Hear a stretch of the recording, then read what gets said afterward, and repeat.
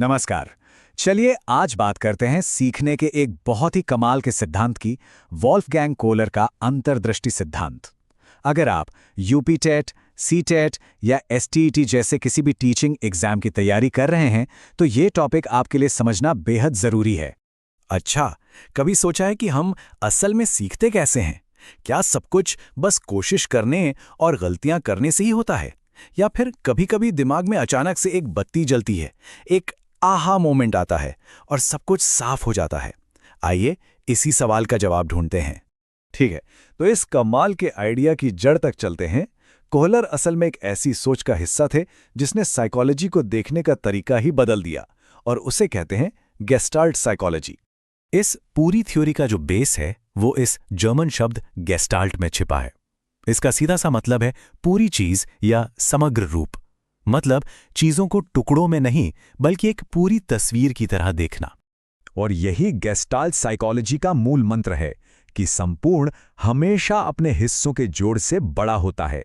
मतलब किसी चीज की पूरी समझ उसके अलग अलग हिस्सों की जानकारी से कहीं ज्यादा पावरफुल होती है। तो इस सोच को शुरू तो किया मैक्स वर्थहाइमर जैसे विचारकों ने, लेकिन इसको असली पहचान दिलाई वॉल्फगैंग कोहलर ने अपने उन मशहूर प्रयोगों से जिनके बारे में हम अभी बात करने वाले हैं। और यहीं से बात और भी ज्यादा मजेदार हो जाती है। ये जो पूरी तस्वीर देखने का आइडिया है ना, ये प्रॉब्लम सॉल्व करने के हमारे तरीके को पूरी तरह से बदल देता है। ये स्लाइड इस फर्क को बहुत अच्छे से दिखाती है। देखिए, एक तरीका है प्रयास और त्रुटि का, जिसमें हम छोटे छोटे हिस्सों से पूरी चीज को समझने की कोशिश करते हैं, जबकि गेस्टाल्ट कहता है कि हम पहले पूरी समस्या को एक साथ देखते हैं और फिर उसके हिस्सों को समझते हैं। अब चलते हैं उस मशहूर एक्सपेरिमेंट की तरफ जिसने इस थियरी को हमेशा के लिए फेमस कर दिया। और इस कहानी का हीरो है एक बहुत ही स्मार्ट चिंपैंजी। मिलिए सुल्तान से। कोहलर ने इसी चिंपैंजी पर अपनी रिसर्च की और जो नतीजे सामने आए उन्होंने सीखने और इंटेलिजेंस को लेकर हमारी पूरी सोच ही बदल दी।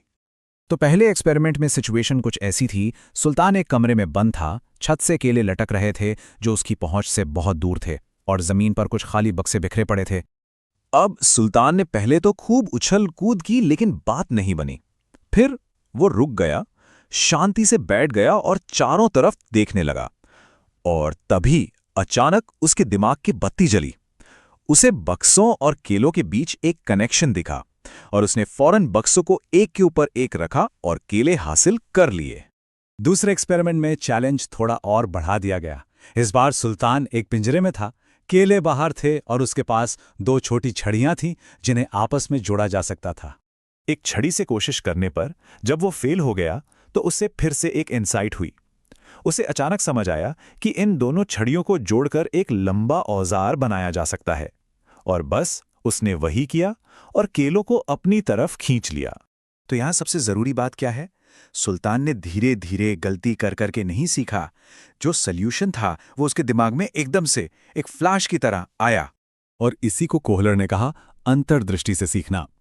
ये बार बार एक ही काम करने के बारे में नहीं है, बल्कि ये किसी प्रॉब्लम को एक नए नजरिए से देखने के बारे में है जिससे हल अचानक सामने आ जाता है। तो अब सवाल ये है कि ये सारी बातें टीचिंग एग्जाम्स की तैयारी करने वालों के लिए इतनी जरूरी क्यों हैं? चलिए देखते हैं कि ये थ्योरी क्लासरूम और परीक्षा में कैसे मदद कर सकती है। देखिए, ये सिद्धांत रटने वाली पढ़ाई का पूरी तरह से विरोध करता है। ये लॉजिक, इमेजिनेशन और प्रॉब्लम सॉल्विंग स्किल्स को बढ़ावा देता है। मतलब ये क्रिएटिविटी को बढ़ाता है, जो मुश्किल सवालों को हल करने के लिए बहुत जरूरी है। ये थ्योरी हमें सिखाती है कि किसी एग्जाम पेपर को देखकर घबराना नहीं है, पहले पूरी बड़ी तस्वीर को समझना है और फिर उसे छोटे आसान हिस्सों में तोड़कर सॉल्व करना है। जैसा कि सोर्स में भी कहा गया है, अगर सही सूझ और आत्मविश्वास हो तो किसी भी पेपर को पहली ही कोशिश में हल किया जा सकता है। ये सब सही नजरिए का खेल है। तो आखिर में एक सवाल, हम अपनी जिंदगी की सबसे बड़ी चुनौतियों का सामना कैसे करते हैं? क्या हम छोटी छोटी डिटेल्स में ही उलझे रहते हैं, या फिर हम भी एक कदम पीछे हटकर पूरी तस्वीर देख सकते हैं और उस एक शानदार आहा मोमेंट का इंतजार कर सकते हैं?